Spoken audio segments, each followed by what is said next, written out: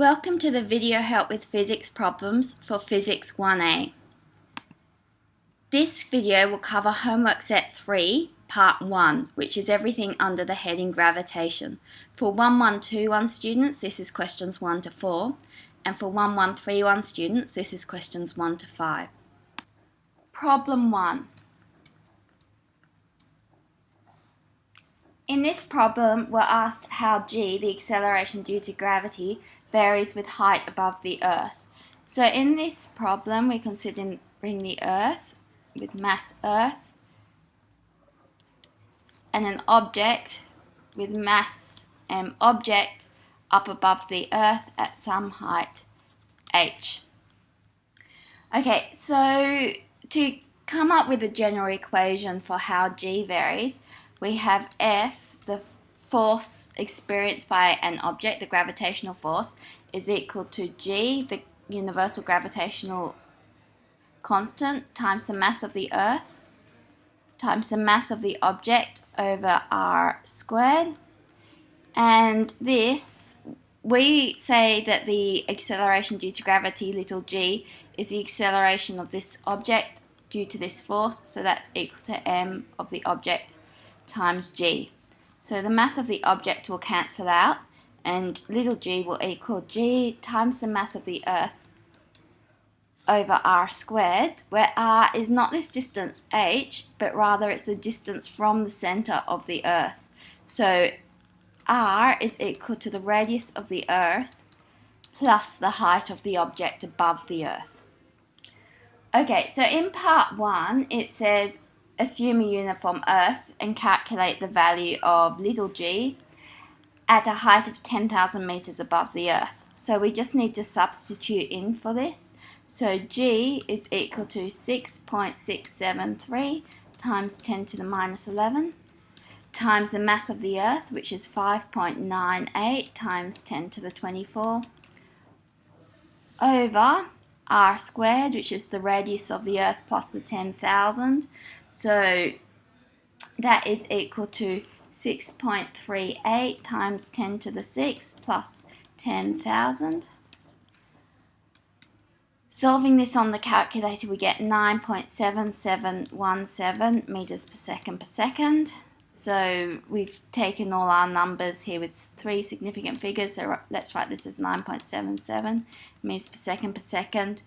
Or as a fraction of g, we can do 9.7717 over 9.806, and we end up with, this is equal to 0.997 g0, where g0 is the value of g on the surface of the Earth.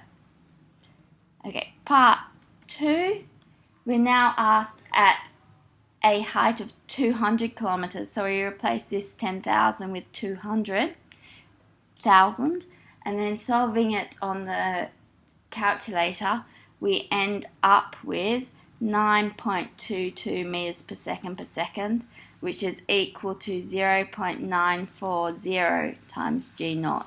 Just doing the same thing, 9.22 divided by 9.806. Part B. In this part, you're asked to calculate how high above the Earth in Earth radii must you get for little g to fall to half its value on the Earth's surface. So on the Earth's surface, we've got little g is equal to the mass of the Earth times the radius of the Earth squared. And we want it to be half this value, and we want to find out at what height that occurs. So now we substitute into this formula here. So we've got g, mass of the Earth.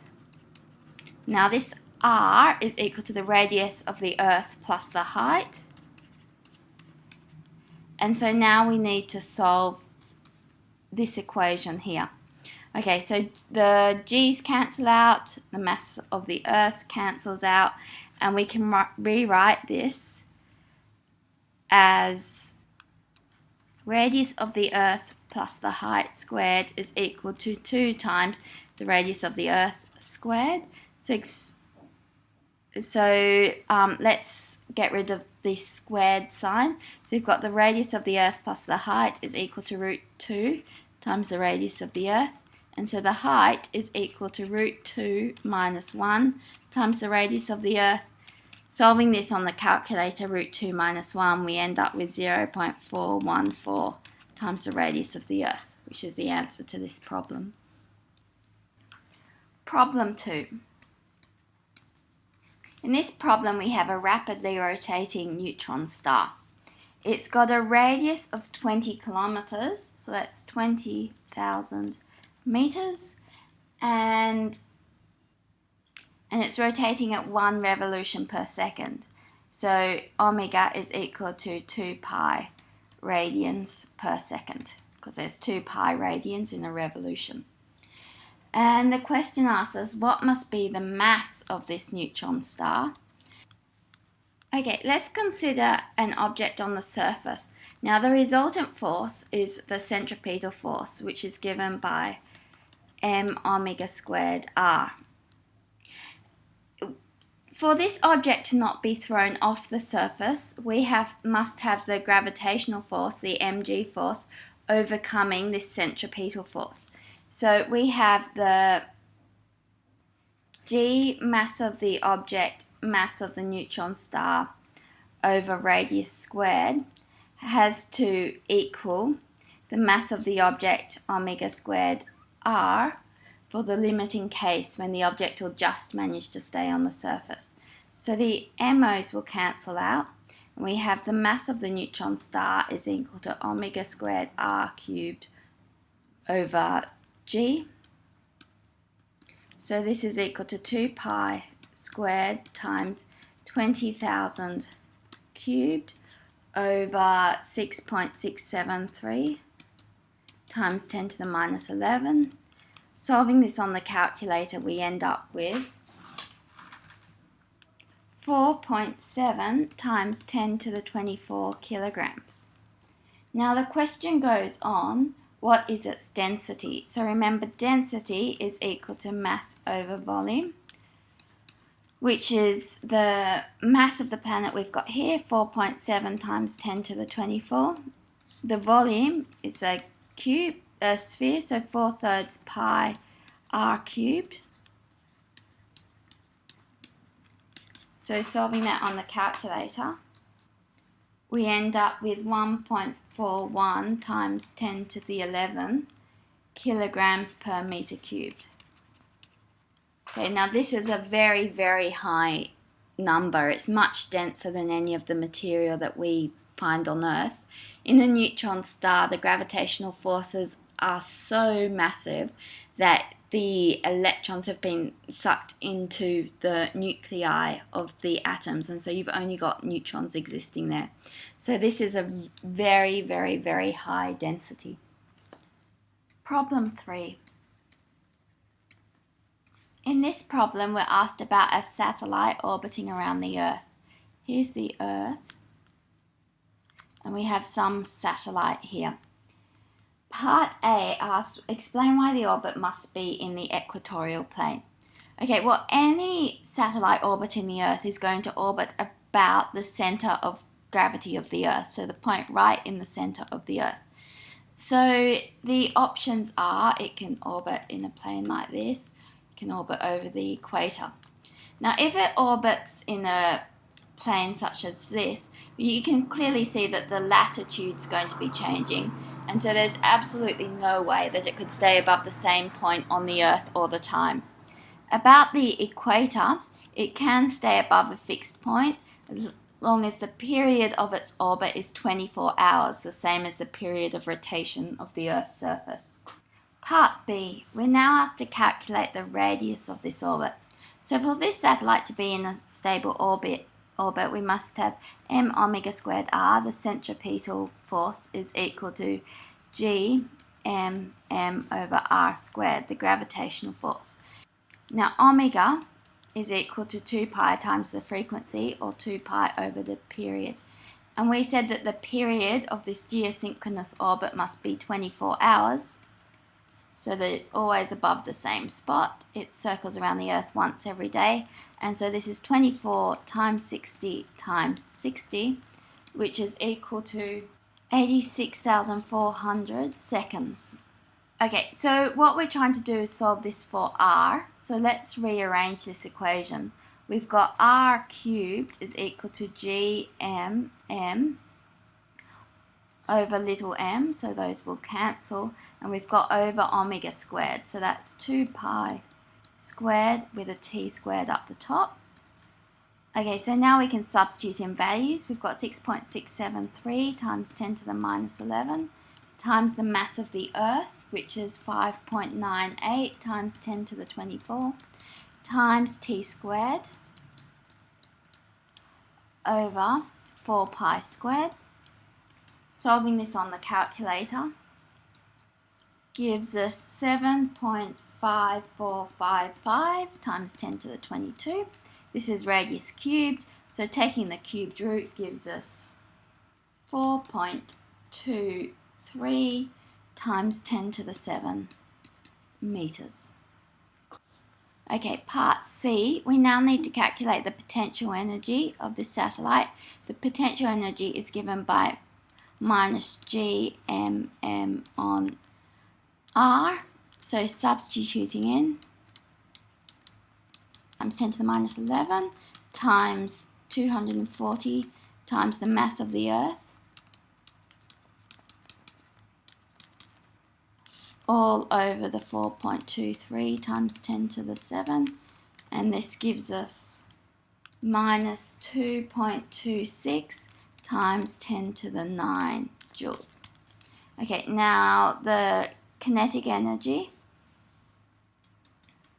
is equal to a half mv squared, which is equal to a half times the 240. Now the velocity is just the distance divided by the time, so the distance it travels is 2 pi r, and the time it takes to do that orbit is the 24 hours, or the 86,400 seconds. So we square this. Solving this on the calculator, we end up with 1.14 times 10 to the 9 joules. And finally, we'll ask for the total energy, which is just the potential energy plus the kinetic energy. So just adding this and this, we end up with minus 1.12 times 10 to the 9 joules. Now for you to think about, is it a coincidence that the magnitude of this is twice the magnitude of this?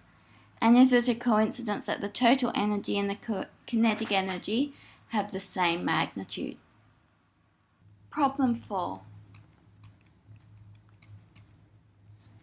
In this problem, we're considering the galaxy. We're modelling the galaxy as a sphere with the Sun at the outer edge of the sphere. The Sun has mass Sun, which is equal to 2.0 times 10 to the 30 kilograms. It travels around the centre of the galaxy here at a distance 2.2 times 10 to the 20 meters. The Sun travels once around the galaxy every 2.5 times 10 to the 8 years, which is equal to 2.5 times 10 to the 8 times 365 days times 24, we'll get it into hours, times 60 into minutes, and times 60, we'll put that into seconds. Entering this into the calculator, we end up with 7.884 times 10 to the 15 seconds. Now, we're asked to calculate the number of stars in the galaxy. If we can work out the mass of the galaxy, we can use this with the mass of the Sun, because we're told we can estimate all the stars as having the same mass as the Sun to get the total number of stars. So let's try and work out the mass of the galaxy. Okay, the centripetal force and the gravitational force are perfectly balanced to keep the Sun travelling in its circular orbit around the galaxy. So we have G, mass of the Sun, times the mass of the galaxy, over R squared is equal to the mass of the Sun, omega squared R, where omega is equal to 2 pi on T. Okay, we're trying to find the mass of the galaxy. The mass of the suns will cancel each other out and we'll end up with mass of the galaxy. This is a capital R. These are the same radius, which is the radius of the galaxy. So the mass of the galaxy is equal to 2 pi over T squared R cubed on G. We need to substitute in values. So we've got 2 pi over 7.884 times 10 to the 15 squared times R cubed, which is 2.2 times 10 to the 20 cubed, all over G, which is 6.673 times 10 to the minus 11. This gives us that the mass of the galaxy is 1.0134 times 10 to the 41 kilograms. And so the number of stars, if we estimate that they all have the same mass as the Sun, it's just the mass of the galaxy divided by the mass of the Sun, 1.0134 times 10 to the 41 over 2.0 times 10 to the 30, which is equal to 5.07 times 10 to the 10. And so we should write this. This is only an approximation, so we shouldn't give many significant figures, as assuming that all the stars have the same mass as the Sun is a massive approximation. So this is 5 times 10 to the 10 stars. Okay, we're up to problem 5. Now this is a 1131 only problem. In this problem we have a disk. The disk has a radius r, and we have a small mass m, a distance x from the center of the disk, and the total mass of this disk has capital M as its total mass. And we're asked in part A to calculate the net gravitational force on the body, which is little m. Okay, so to do this, what we need to do is break this disk into little components and consider the effect each little component will have on m. So let's have a component here with mass dm. Now the force on m due to this increment dm, F is equal to g m dm over r squared, and the direction of that force will be, it's an attractive force, so it's in this direction. But now there's a bit of a trick to this question, because imagine another little component here with the same mass dm, which is exactly opposite on this disk to this first dm. In this case, the force will be in this direction, and it will have the same magnitude. This will describe the magnitude of the force, where r squared is the distance between this and this, so to be in this case the square root of x squared plus r squared all squared. And so these have exactly the same magnitude, and you'll see that we can break this into two components, a component along x and a component along r. And these components along r are in exactly opposite directions, and any little increment of m that you take will have another increment on the opposite side, where the component along this r direction will cancel out. So all we actually need to do is consider this component. So if we take this as the angle theta, then we just need to sum up the contribution to F in the x direction. We put the integral, because if we're using little dm it means very small, so integral is the sum gm dm over r squared, which in this case is x squared plus capital R squared, and then we only need to sum these components in the x direction, so this is times cos theta. Okay, so doing this integral, we're summing up all around the loop. So the initial mass is 0 when we start, then when we've summed in all the mass components, the total mass is capital M. So we've got, these are all constants, dm is the only variable, so gm m x squared plus r squared cos theta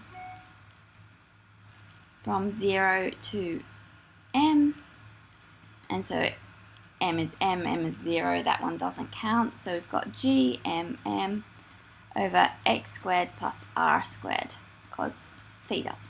Now cos theta isn't really a nice term to have there, so if we look at the triangle which has given us cos theta, we've got an r along here, we've got an x along here, this is theta in here describing the direction of the force, and so cos theta is equal to adjacent over the hypotenuse. And so substituting this in here, we have gmmx over x squared plus r squared to the 3 on 2. And that's our answer for the force. Okay, part B, we're asked to calculate the total gravitational potential. Now this is actually slightly easier because with the force you saw that some of the components of the force cancelled just because of the different directions of the force from the different increments around the ring. Well, an energy doesn't have a direction, it's only got a sign. So we're not going to have gravitational potential energy cancelling out in the same way. So the total gravitational potential energy will just be if we sum up the contribution through to each of these increments. Don't need to consider the direction, so it's gm dm over r squared plus x squared to the 1/2. This is over r, that's the distance of m from the ring. We've got a negative sign there for our potential energy, and we're adding up all around the ring, so from mass 0 to m. Solving this integral, very simple, there's no functions of capital M in here, so this is equal to minus gmm over r squared plus x squared to the 1/2. Part C. In this part, we release the mass little m from rest, and we're asked to calculate its speed as it passes through the middle of our loop. Well, to do this we need to consider the energy. The initial kinetic energy plus the initial potential energy will equal the final kinetic energy plus the final kinetic energy. Initially the kinetic energy is 0 as it's released from rest, and we just came up with an expression for the initial potential energy. It was equal to minus gm m over r squared plus x squared to the 1/2. Now the final kinetic energy will be a 1/2 mv squared. We're trying to find this v. Final potential energy, this distance is x, so we'll just need to substitute x equals 0 into this equation to get the potential energy at this point. So this is minus gm m over r squared to the 1/2, so that's r. Okay, so let's rearrange. We can get rid of all these m's. And so we want to find out what v squared is. So we've got a half v squared is equal to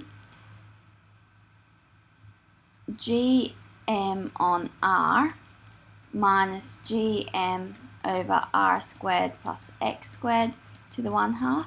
So v squared is equal to, taking out all the common factors, 2gm. Now we've got 1 on r minus 1 over r squared plus x squared to the 1/2. And so v is equal to the square root of this. So 2gm, 1 on r minus 1 over r squared plus x squared to the 1/2 to the 1/2. There we go. That is our final answer.